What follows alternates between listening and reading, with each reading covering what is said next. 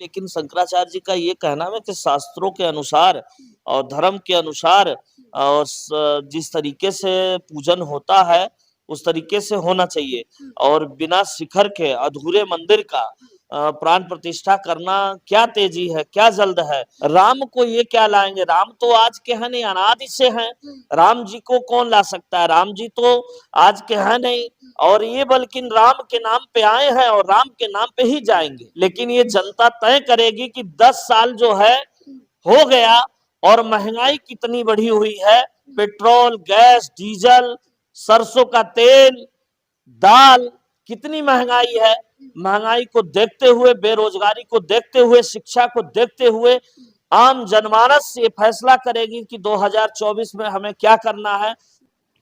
इस वक्त अयोध्या में हूँ, मेरे साथ बाल योगी रामदास जी हैं, इनसे बातचीत करेंगे। तमाम महंत आके बाइट दे रहे हैं मीडिया पे, उसी तरह महंत भी हैं, इनसे जानेंगे। बाल योगी जी हैं, जिस तरह की राजनीति की जा रही है वहीं दूसरी तरफ प्राण प्रतिष्ठा की भी बात कही जा रही है।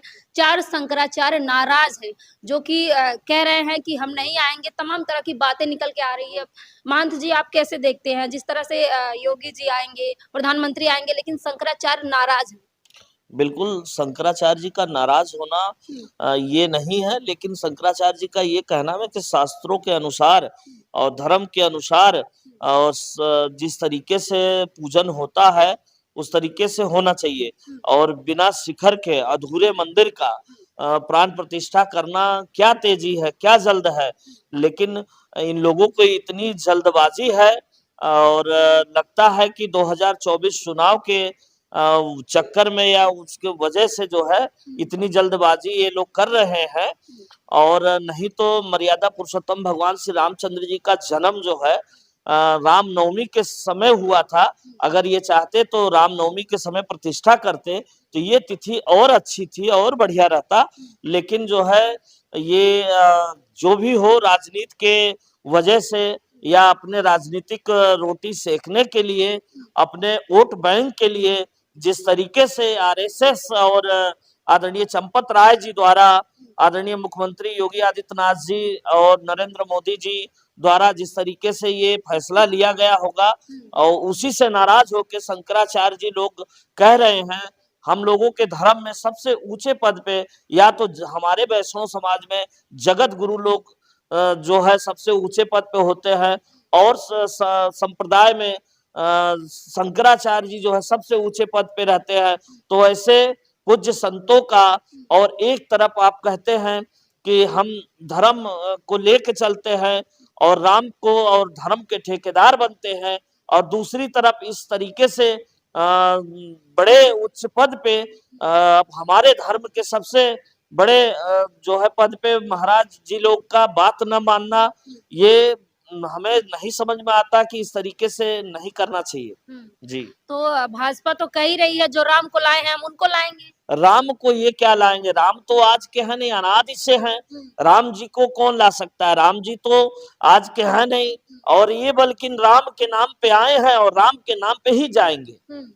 इनका जो है जाना तय है राम के ही नाम पे। कैसे जाएंगे? प्रधानमंत्री विकास की गारंटी जो ले लिए हैं, 3 राज्य अभी जीत के आए हैं। हाँ, प्रधानमंत्री जी गारंटी ले लिए हैं, लेकिन ये जनता तय करेगी कि 10 साल जो है हो गया और महंगाई कितनी बढ़ी हुई है, पेट्रोल, गैस, डीजल, सरसों का तेल, दाल, कितनी महंगाई है। महंगाई को देखते हुए, बेरोजगारी को देखते हुए, शिक्षा को देखते हुए आम जनमानस ये फैसला करेगी कि 2024 में हमें क्या करना है। धर्म एक अलग विषय होता है, राजनीति अलग विषय होता है। धर्म पे राजनीति आपने बहुत किया, हिंदू मुस्लिम मंदिर मस्जिद, कब तक आप राजनीति करेंगे? इन सब से ऊपर उठना पड़ेगा। बिल्कुल उठना पड़ेगा। और इस देश में नौजवान है, नौजवानों को रोजगार चाहिए, विकास चाहिए, तो शिक्षा चाहिए। तो इस बार 2024 का चुनाव शिक्षा और बेरोजगारी और महंगाई पे होगा। लेकिन मैं महंत जी, तमाम भाजपा के जो समर्थक को कह रहे हैं अयोध्या में विकास हो रहा है, अयोध्या ये विकास देखिए। बिल्कुल, देखिए इसके पहले समाजवादी पार्टी की सरकार थी, यहाँ पर श्री अखिलेश यादव जी द्वारा अंडरग्राउंड बिजली, अंडरग्राउंड सीवर, अंडरग्राउंड और बगल में ही जो है अभी हेमा मालिनी जी आई थी 3:30-4 बजे। भजन संध्या है, श्री अखिलेश यादव जी द्वारा बनाया गया है। इसमें चिरमिनानंद अरे ठाकुर जी कौन है, देवकी नंदन ठाकुर जी का जो है वो चल रहा है, कथा चल रहा है भव्य दिव्य। यहाँ पे महिलाओं के लिए चेंजिंग रूम बनवाए थे, 85 सड़कें बनाए थे, ड्रामा सेंटर यहाँ पे बना हुआ है। अखिलेश यादव को टोटी चोर कह के बुलाया जाता है, तमाम आरोप लगते हैं, कह रहे हैं कि राम मंदिर का विरोध कर रहे हैं अखिलेश यादव। कुछ नहीं कर रहे आदरणीय अखिलेश यादव जी, कभी नहीं राम मंदिर का विरोध किए हैं। राम मंदिर का उन्होंने ये चंपत राय जी का भी धन्यवाद किए हैं और स्वागत किए हैं और दर्शन करने पूरे परिवार से आएंगे भी। उन्होंने कभी अभी तक तो नहीं आए ना?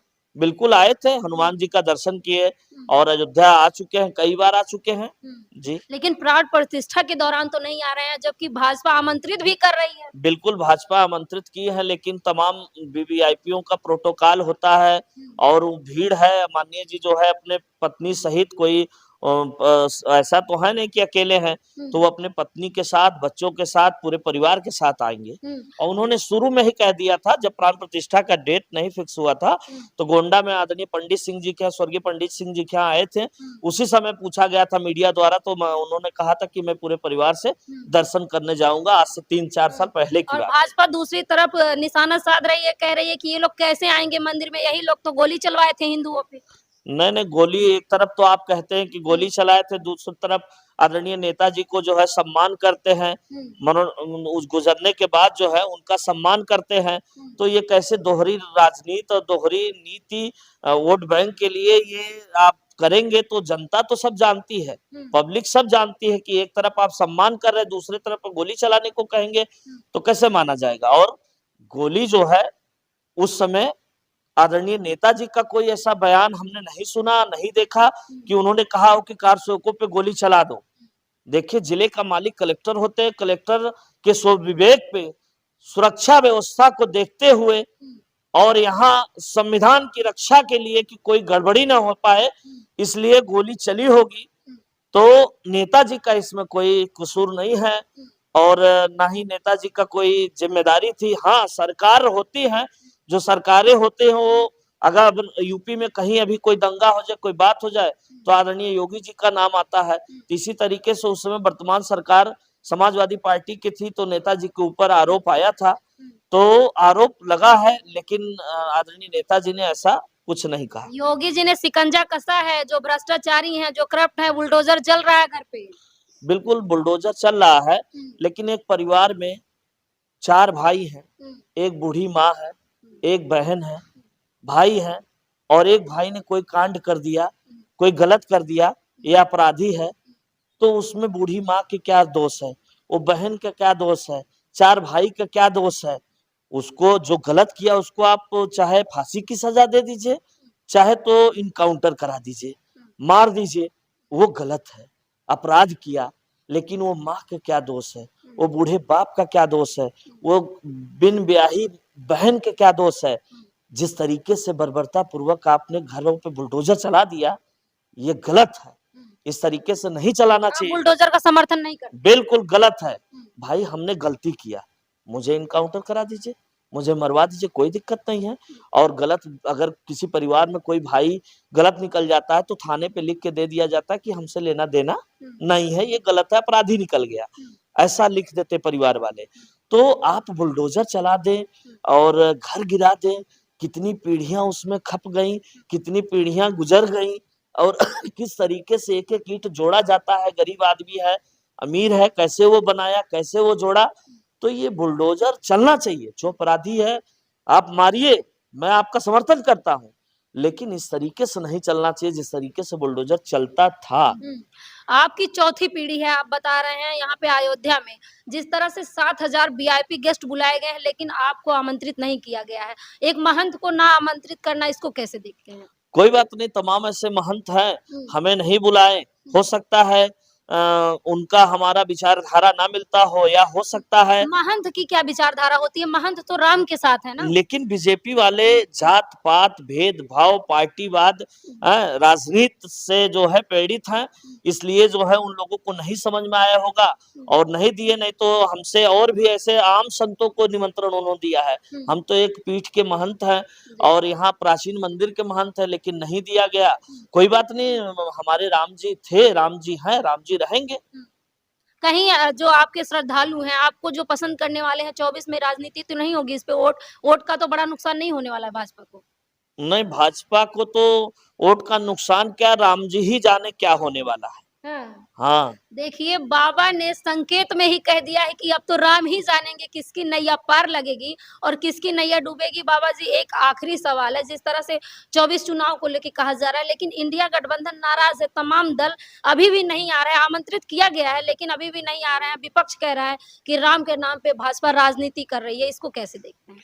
बिल्कुल राजनीति तो कर रही है, राजनीति से ही राम के ही नाम पे आए थे और राम के नाम पे सोच रहे हैं फिर स्थापित होना। तो इस बार 2024 का चुनाव जो है हिंदू मुस्लिम और जात पात ये भेद इस पे नहीं होना है, बेरोजगारी पे होगा, महंगाई पे होगा, शिक्षा पे होगा। तो ये चुनाव 2024 का इस पे होना है और मंदिर मस्जिद पे नहीं होना। मंदिर मस्जिद पे नहीं होगा। नहीं। तो आप देख सकते हैं, महंत जी हैं, इनका कहना है, तमाम महंतों के विचार आपने सुने होंगे। वो दावा करते हैं कि कोई अगर बयानबाजी करता है तो गला काट देंगे, लेकिन बाबा जी बाल योगी थोड़ा हटके हैं। ये तमाम उन मुद्दों की भी बात करते हैं जो युवा पढ़ रहे हैं, जो युवा बेरोजगार हैं, शिक्षा की भी बात कर रहे हैं।